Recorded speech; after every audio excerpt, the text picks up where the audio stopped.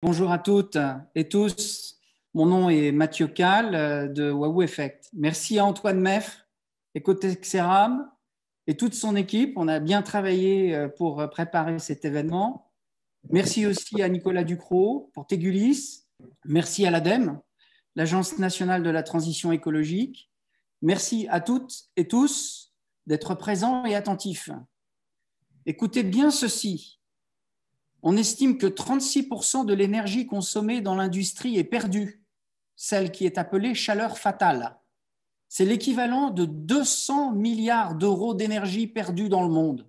C'est l'équivalent de 2500 millions de tonnes de CO2 qui s'échappent. C'est donc tout un pan du secteur industriel qui est concerné, dans l'acier, dans la transformation des matériaux comme le verre, la céramique. Ces secteurs pourraient rapidement réutiliser cette énergie perdue. C'est dommage. Toutes les chaînes industrielles équipées de fours intermittents sont ciblées dans cette innovation technologique qu'on inaugure aujourd'hui. Ici, l'originalité, c'est la solution EcoStock qui donne accès à une véritable économie circulaire de l'énergie au sein même du processus industriel. La capter, la stocker et la redistribuer à des points clés dans les étapes de production. Il faut avouer que c'est vraiment astucieux. Le marché à adresser, il est donc massif. Les solutions techniques et technologiques, elles sont en place. Les clients qui veulent être acteurs de la transition écologique, ils sont maintenant là. Les tiers financeurs qui ont mis en place des outils, ils vous attendent. La route de l'adaptation au changement climatique, elle est parfaitement dégagée. Avec toutes les parties prenantes ici aujourd'hui, on va vous démontrer à quel point c'est tout simplement facile d'intégrer le changement. Et si Tegulis est un pionnier, il ne devrait pas le rester longtemps, à mon avis. Et maintenant, je cède la parole à monsieur Antoine Meffre, qui est donc le président et le fondateur d'Ecotexeram. Bonjour à tous. Donc aujourd'hui, 20 novembre, c'est un grand jour pour Ecotexeram. Je tiens à remercier tous les participants et que cette inauguration soit une réussite. Et pour citer Confucius, une image vaut 1000 mots. Donc je vais vous envoyer à partir de maintenant une vidéo qui résume ce qu'on a fait en 2 ans chez Céramique et Développement.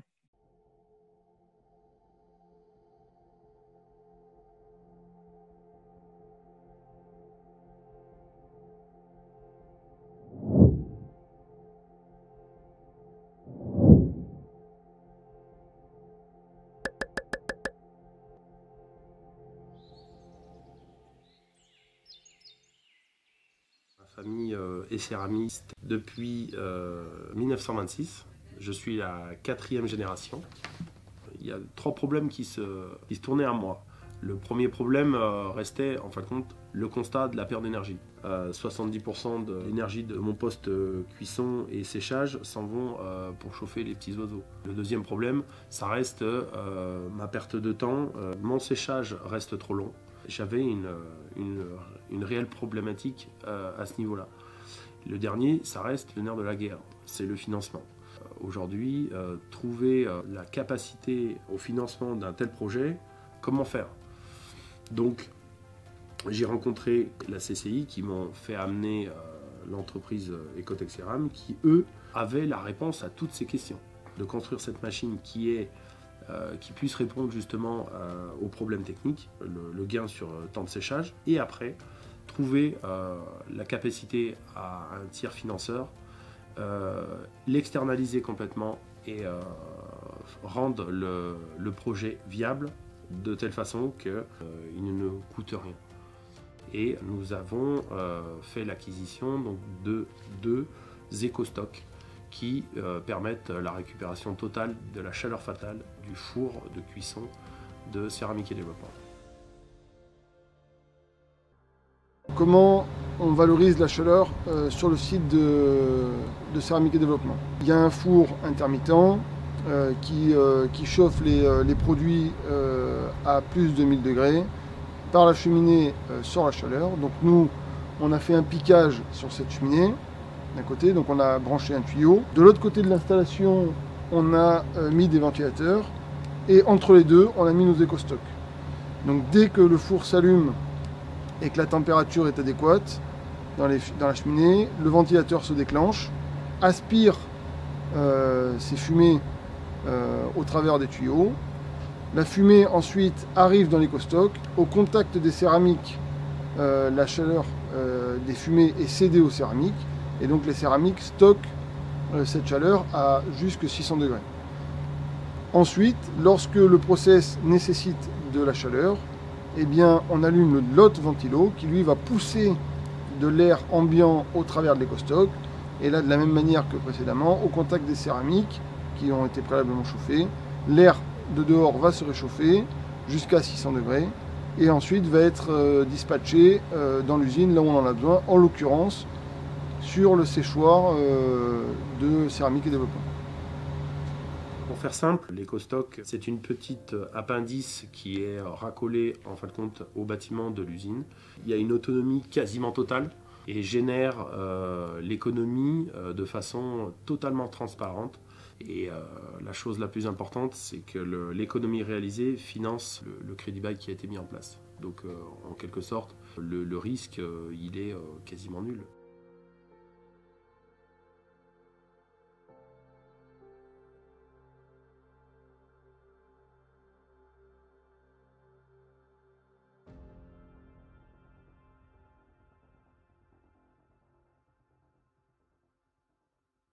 On va passer maintenant la parole à Nicolas Ducrot, le président de Céramique et Développement.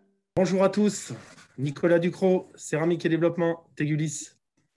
Je vous remercie pour votre confiance car ça me touche particulièrement qu'aujourd'hui, une entreprise de Haute-Corrèze soit mise en valeur. Je pense à tous les industriels qui demain utiliseront ce process de récupération de chaleur. Et enfin, je remercie beaucoup l'ADEME pour son expertise technique et son cofinancement, notamment à travers le Fonds Chaleur. Je vous remercie pour votre écoute parce que c'est une belle innovation que l'on va voir aujourd'hui. Bravo Nicolas, on sent vraiment votre émotion. On va laisser la parole maintenant au président de l'ADEME, Arnaud Leroy. Bonjour à toutes et tous. Bravo en tout cas aux équipes concernées, Ecotech Ceram et Tegulis, pour pouvoir avoir amené ce projet à bien et merci pour les remerciements, ça a été dit. C'est notre rôle aussi de faire émerger ces solutions techniques, de les financer et de vous accompagner. Et c'est un appel que je fais aux nombreuses personnes qui nous suivent. Si vous avez des projets, on a la chance à l'ADEME d'avoir une présence territoriale très forte. Vous l'avez vu ici en Corrèze, on est présent sur l'ensemble du territoire français, y compris dans les Outre-mer. Vous avez des interlocuteurs à travers nos directions régionales qui peuvent vous aider à faire maturer un projet, le faire évoluer et le cofinancer, le financer si besoin est, surtout dans le cadre du plan de relance appelé France Relance. On a des outils à disposition et je remercie les équipes de l'ADEME en région Nouvelle-Aquitaine d'avoir accompagné ce beau projet de chaleur industrielle. On en parle assez peu de la chaleur. C'est un peu la mal connue et la mal aimée des énergies renouvelables et de récupération, alors que c'est une source conséquente, notamment dans le milieu industriel. Et moi, je suis très attaché au produire en France. Donc, plus on sera compétitif, et on l'a vu à la fin du petit film, 10% de compétitivité supplémentaire. Donc, ça maintient de l'emploi en France, de l'activité, et ça permet à des sociétés de prospérer. Donc ça, c'est des éléments importants. Le fonds chaleur pour l'ADEME, c'est 350 millions d'euros par an à co-investir. C'est plus de 4000 projets qui ont été accompagnés depuis le lancement du fonds chaleur en 2009. Donc vous voyez, c'est un outil qui fonctionne bien et qui prend une dimension toute particulière avec les opérations France Relance et le fonds de décarbonation que nous opérons aussi à la demande de l'État. Voilà ce que je pouvais vous dire en introduction et merci de l'invitation et ravi d'avoir pu parrainer cette cérémonie. Alors, merci. En tous les cas, on vous remercie pour cette intervention très officielle et merci beaucoup. Et maintenant, on va passer, si vous voulez, à la deuxième partie avec la prise de parole de Bertrand Picard.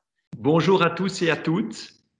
Permettez-moi de vous dire que cette inauguration du premier EcoStock chez Tegulis est un événement qui est historique en termes d'efficience, en termes d'industrialisation de nouvelles solutions qui protègent l'environnement. Je suis extrêmement heureux d'y participer, même si c'est à distance. À la fin du tour du monde de Solar Impulse, je me suis dit qu'il fallait aller chercher dans un nouveau tour du monde toutes les solutions qui étaient efficientes, toutes les solutions qui permettent de diminuer le gaspillage, qui permettent de protéger l'environnement, mais de façon financièrement rentable. C'est là que j'ai créé l'Alliance mondiale pour les solutions efficientes, et Ecotech Ceram s'est présenté comme un des tout premiers membres.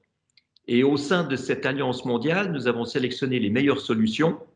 Nous les avons présentées à notre groupe d'experts. On a 400 experts indépendants. Et ces experts décernent la labellisation Solar Impulse Efficient Solution Label.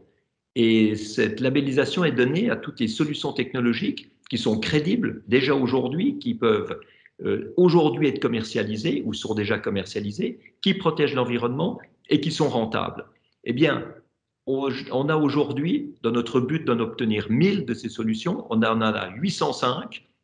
Et la deuxième solution labellisée, donc vous voyez à quel point c'est une histoire de fidélité et d'amitié, également, pas seulement technologique. La deuxième solution qui a été labellisée tout au début du processus, c'est EcoStock de Ecotech Ceram. Ecotech Ceram a montré qu'on pouvait être logique autant que écologique. Et c'est ça qui me plaît tellement. On est dans un système qui devient optimal. Et c'est de ça que notre monde a besoin aujourd'hui. On a besoin de montrer que l'inefficience et le gaspillage du passé peut être résolu par des solutions technologiques rentables et qui créent des emplois. Donc, je vous souhaite une excellente inauguration et surtout une excellente continuation de ce magnifique projet industriel dont le monde entier a besoin. Bravo et bonne chance. Merci beaucoup, Bertrand Piccard. Cédric, merci. On vous écoute. Écoutez, moi, sincèrement, je suis ravi de pouvoir participer en fait à cette inauguration en digital. Alors moi, je suis Cédric Boussac, je suis le responsable régional en région Occitanie du marché des entrepreneurs. Comment l'histoire s'est passée? Il l'a dit tout à l'heure, puisqu'il a remporté le concours mondial de l'innovation dès 2017, où là, on a commencé à accompagner Antoine. Et puis, en parallèle, ce qui manifeste aussi ce pourquoi on est là aujourd'hui, c'est effectivement Nicolas Ducrot, une belle entreprise corésienne située à Memak en Haute-Corrèze, qui a décidé là aussi d'investir pour limiter en fait son impact, je dirais, environnemental avec le recyclage de cette fameuse chaleur fatale. Antoine a apporté la solution et nous avons apporté la solution en matière de financement, puisqu'on a mis en place en fait un plan personnalisé pour limiter tout, je dirais, tout l'impact financier au niveau de son entreprise. Alors, quelques petites infos quand même concernant le mode de financement. Le Crédit Bail, c'est quoi? C'est une solution de financement et qui est un petit peu parallèle au crédit moyen terme classique. Le principal avantage, c'est que vous n'êtes pas propriétaire du matériel, mais vous avez la possibilité de le devenir à l'échéance. Et en fait, durant cette période-là, vous allez payer un loyer. Mais il y a plein d'avantages à ça. C'est que déjà, vous n'avez pas d'avance de TVA, donc vous ne venez pas impacter votre trésorerie. Ça, c'est déjà quand même un premier point. Vous allez pouvoir jouer aussi d'un côté fiscal avec des loyers que vous allez pouvoir diminuer ou vous allez pouvoir majorer avec ce qu'on appelle des valeurs de rachat qui viendront à l'échéance sur lesquelles on va pouvoir jouer. On va aussi pouvoir mettre en place ce qu'on appelle des premiers loyers majorés. On est au mois de novembre là, et si jamais parmi, je dirais, l'auditoire, il y en a certains qui veulent absolument installer le deuxième EcoStock, allez-y, foncez, il n'y a pas de problème. On va pouvoir aussi optimiser fiscalement votre compte de résultat. Il y a plein d'autres méthodes, mais je crois que celle-là, le Crédit Bail est véritablement adapté au produit qui est développé par Ecotech Ceram, c'est-à-dire l'EcoStock. Bravo Antoine, bravo Nicolas, vous êtes vraiment des éco-entrepreneurs. J'espère que plein d'autres derrière vous emboîteront le pas. Et surtout, j'ai envie de vous dire, BNP Paribas, on est une banque nationale, mais on est aussi une banque régionale, on est aussi une banque locale et départementale. Et on a une belle équipe en région Occitanie de 20 chargés d'affaires entrepreneurs qui sont là pour accompagner vos projets et le financement des futurs EcoStock. Merci à vous. Merci beaucoup, Cédric. Alors, maintenant, on va donner la parole à un acteur qui est très important sur le territoire, c'est la région Nouvelle-Aquitaine. Pascal Cavit, on va vous inviter à vous présenter et à nous expliquer quelle a été votre position et quelle est aussi plus globalement votre position d'acteur régional. Je crois que le projet que vous avez fait là et le fait qu'on y ait participé en finançant et en vous accompagnant par nos services, c'est bien le rôle du conseil régional et de ces grandes régions. Effectivement, donc vous nous avez expliqué, vous avez un marché depuis longtemps, vous avez des projets, en particulier ce projet de stockage de l'énergie. Vous avez aussi des ambitions énergétiques que vous nous avez affichées tout à l'heure, et puis vous avez créé de l'emploi ces dernières années.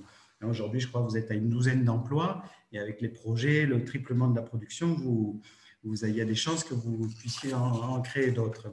Donc, il était bien normal que la région, à travers ses politiques économiques et ses politiques énergétiques, vous accompagne. C'est la raison pour laquelle il n'y a pas eu d'hésitation en commission. Et vous l'avez dit, le secteur de l'industrie aujourd'hui, c'est un secteur où on doit vraiment porter un effort important. Et moi, ce que je voulais vous dire aussi, c'est que ce que vous montrez, c'est que, et c'est pour ça qu'on vous accompagne, c'est qu'on peut à la fois avoir des solutions techniques éprouvées et puis en même temps innover. Et puis vous prouvez aussi qu'on peut faire de la croissance d'activité sur un territoire fragile et que tout ça, ce n'est pas incompatible avec l'efficacité énergétique. Merci beaucoup. Nicolas Ducrot, est-ce que vous voulez bien maintenant nous expliquer un peu, je dirais, vos convictions personnelles par rapport à cette transition écologique? Comment est-ce que ça vous est venu? Comment ça a démarré? Quels ont été un peu l'historique et puis le développement, si vous voulez bien nous expliquer, bien sûr. Moi, industriel, j'étais arrivé à un stade où j'en avais marre, si je puis dire, de payer des factures d'énergie et de trouver 70% de celles-ci dans les nuages, notamment sur la chaleur fatale du poste cuisson et du poste séchage. J'ai donc souhaité améliorer l'efficacité énergétique de mon site. Je ne pouvais pas faire n'importe quoi et surtout à n'importe quel prix. Donc, il fallait que ça soit rentable et que ça me coûte le moins cher possible. On s'est rencontrés lors d'une réunion finale à Rivesaltes et on s'est serré la main bien fort avec Antoine et j'ai dit on passe commande. Et nous avons installé l'éco-stock sur le site de Meymac. Évidemment, il y a eu une petite période de réglage, ce qui est normal sur ce type de machine. Puis au fur et à mesure du temps, elle est devenue totalement autonome. Et ça, c'est un point vraiment important à soulever. Donc, à ce jour, j'ai réduit ma consommation d'énergie. J'ai accéléré mon cycle de séchage. J'ai réalisé des économies qui me permettent de financer le crédit bail. Nous avons fait à ce jour une optimisation du process. Aujourd'hui, c'est 30 tonnes de CO2 qui a été économisé. Il y a aussi un autre aspect, c'est l'aspect social. Toute l'équipe de Tegulis aujourd'hui, elle est satisfaite de travailler au sein d'une entreprise un peu plus vertueuse écologiquement. Et ça, c'est important. Commercialement, les clients, ils sont sensibles à ce type d'information.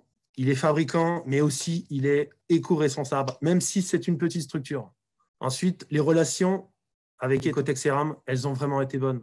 Pour moi, la présentation de l'éco-stock, c'est la gestion de l'énergie avec un mode 2.0. Et en bonus, le pilotage automatique de la machine.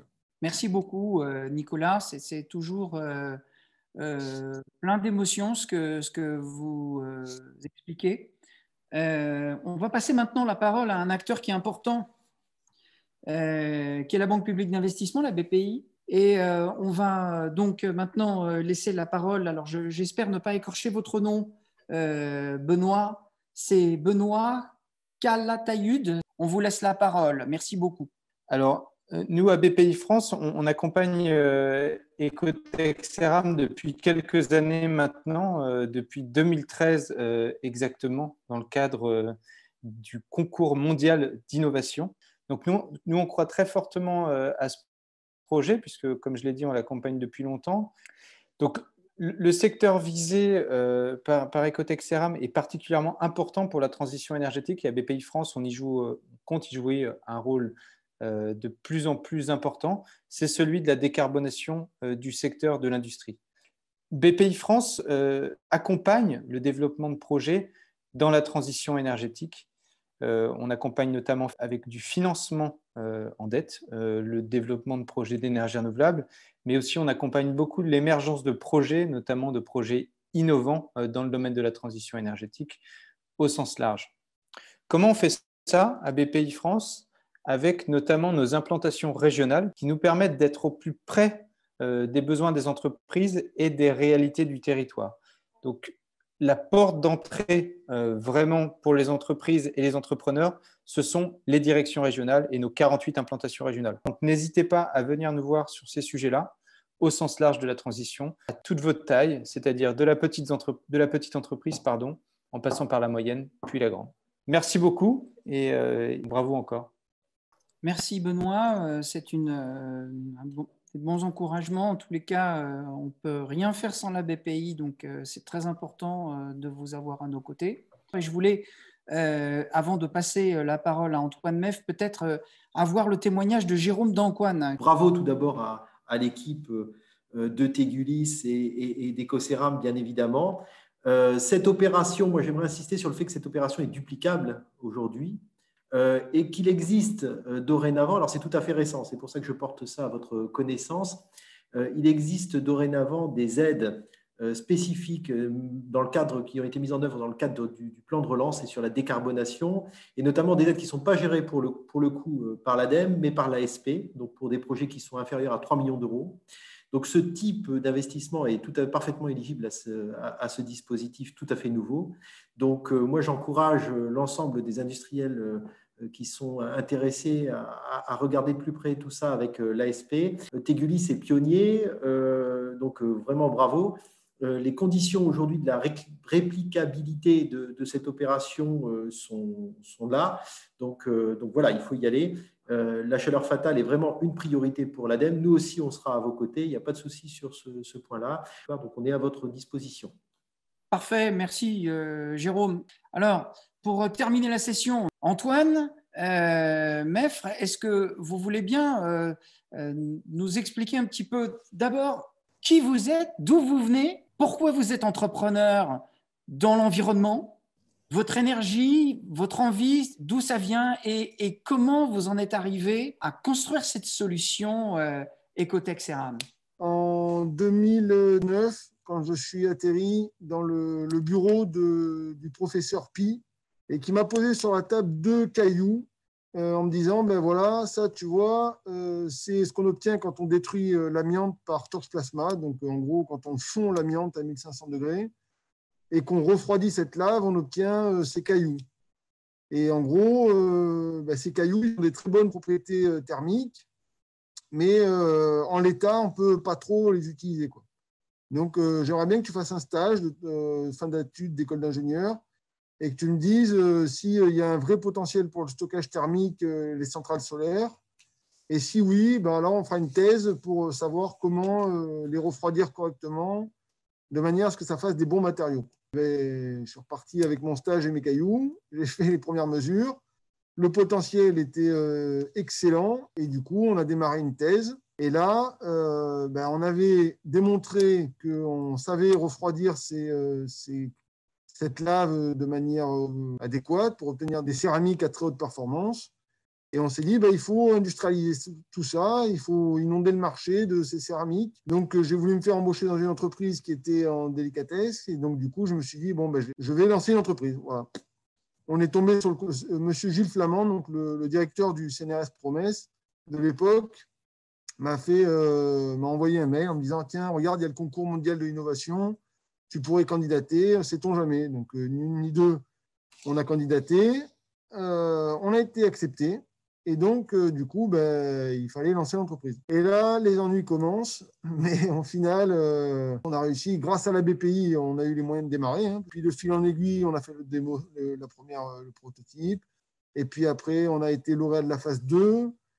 Et là, on a fait on a beaucoup galéré pour lever les fonds. Donc, si on peut retenir aussi un truc là, c'est que il y a des solutions techniques, il y a de l'argent, mais pour l'innovation, il y a quand même une problématique de fonds propres. Et nous, on a failli mettre la clé sous la porte plusieurs fois. Donc, on s'est acharné. Et pourquoi je suis acharné? Parce que je suis conscient que la situation planétaire, elle est catastrophique et on n'est pas là pour faire du dramatique, mais c'est la réalité. Et ben donc, on fait tous les efforts, tous les matins, on se lève et on est motivé pour essayer de faire changer la donne. Et maintenant, voilà, il faut qu'on se mette en ordre de bataille et qu'on ne perde pas de temps, il faut arrêter de tergiverser, il faut passer à l'action coûte que coûte. Il y a les banques qui sont avec nous.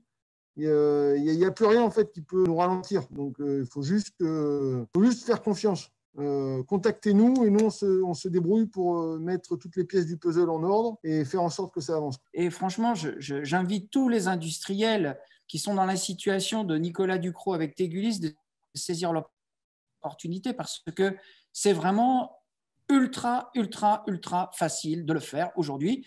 Tout est là.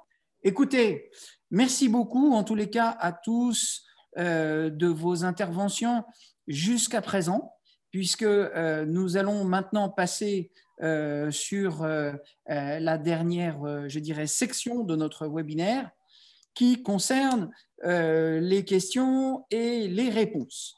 Alors, la première, il s'agirait d'une question sans doute pour Antoine Meffre. Quelle céramique utilisez-vous dans votre stockage?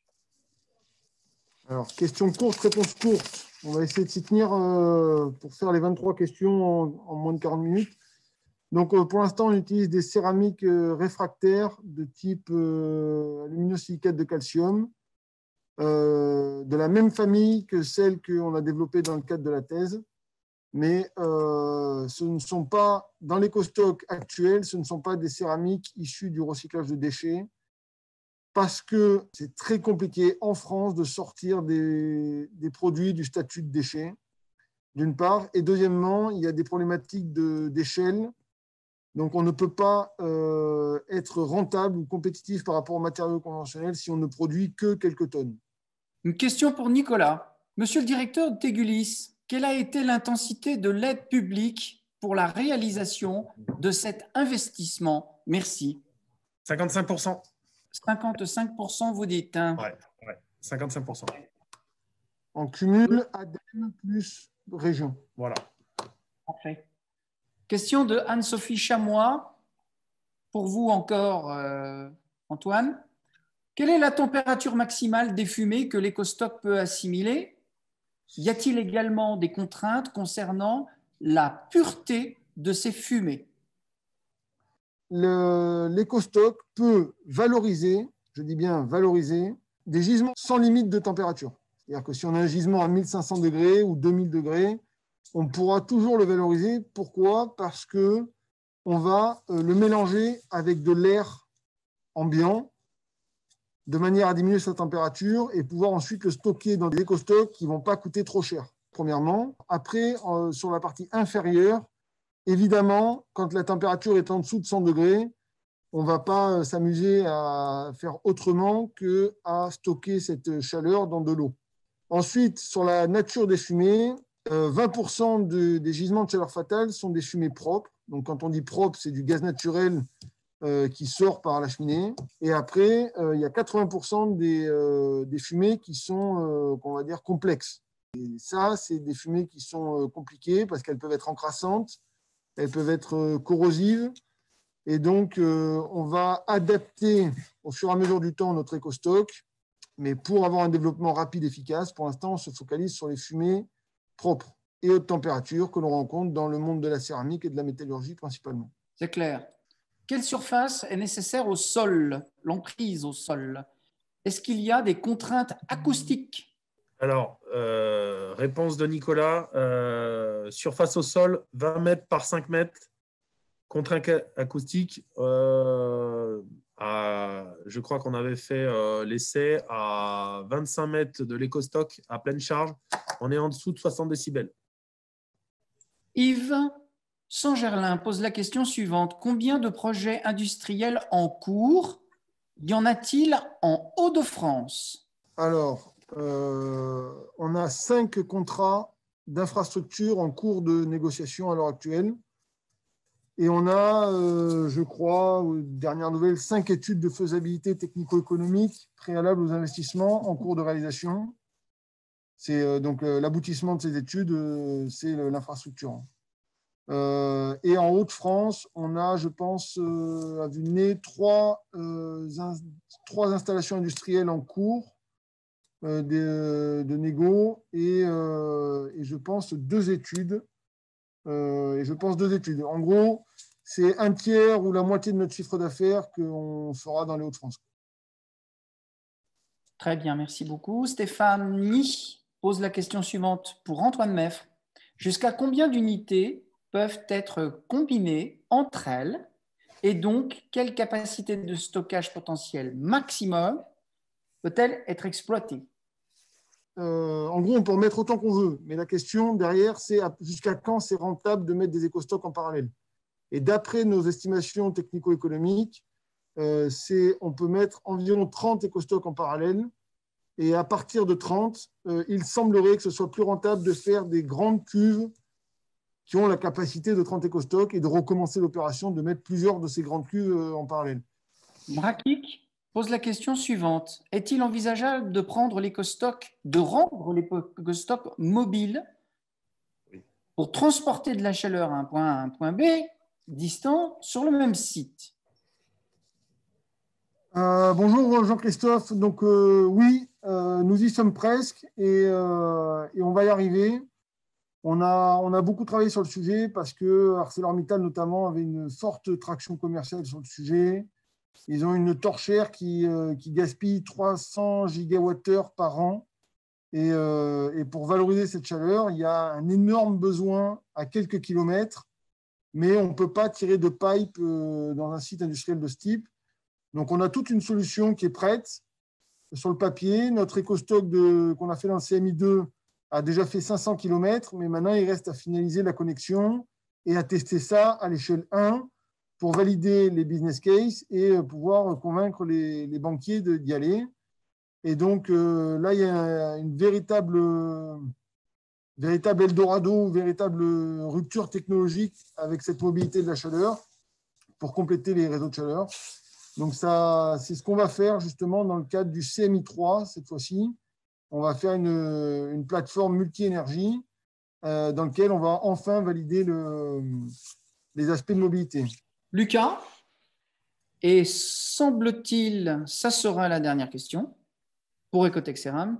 Quels sont les marchés cibles pour le produit autre que la céramique et la métallurgie?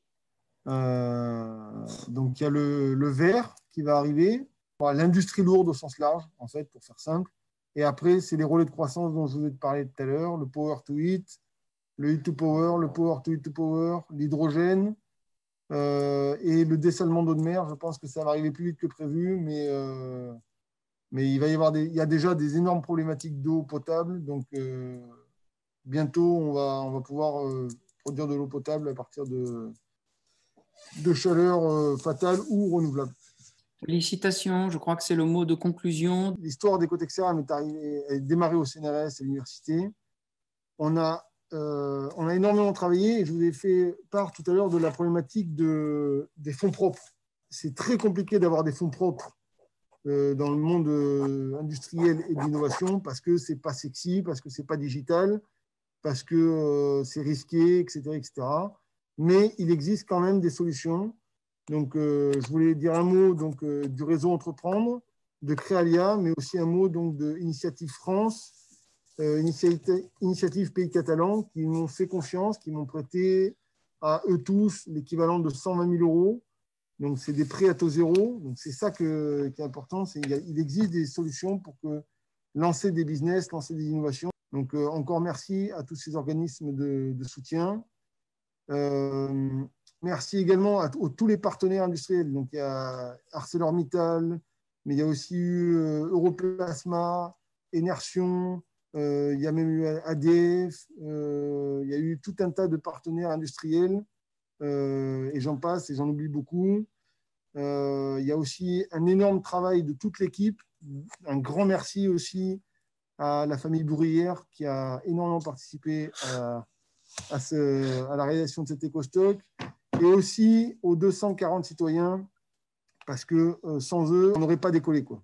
On est un peu en sorte une équipe de rugby. Il y a Il y a des petits maigres, des grands maigres, des petits gros, des grands gros. Il y a de tout. Et au final, avec toutes nos compétences et notre détermination, on arrive pas à pas à franchir les étapes. Et là, on va faire une énorme levée de fonds. Donc là, enfin, à notre échelle, on est maintenant lauréat de la phase 3 du concours mondial d'innovation. On va lever l'équivalent de 6 millions d'euros. Et on va enfin lancer notre phase commerciale de manière assez agressive pour passer de la start-up à la PME et puis de la PME à l'ETI, pour passer de la France à l'Europe, de l'Europe à l'international. Mais le plus important de tout ça, c'est que les industriels, vous soyez motivés, confiants. On peut faire de belles choses. Il faut que vous nous contactiez et nous, dans tous les cas, on viendra vous chercher. Mais ayez confiance. Ça ne vous coûtera rien et vous n'avez absolument rien à perdre. S'il y a encore des questions, on est dispo par mail, par téléphone, quand vous voulez. Ce sera toujours un plaisir. Nicolas, un dernier mot. Le client a toujours le dernier mot. Faites comme moi. Choisissez votre transition écologique. Voilà. Ça a fonctionné chez Tegulis, ça fonctionnera dans vos sites industriels. Il faut qu'on soit conscient que c'est un maître mot, cette transition écologique. Vraiment. Oui, c'est vrai. Un grand défi. Et on se demande d'ailleurs comment l'audace n'est pas plus prégnante chez les industriels. Mais il faut passer à l'action et ce n'est qu'en essayant qu'on ajuste aussi le processus et qu'on lutte contre cette transformation climatique. Écoutez, moi aussi, je voudrais évidemment remercier tout le monde. Je pense qu'on avait un très beau plateau. Franchement, bravo à tout le monde et merci beaucoup.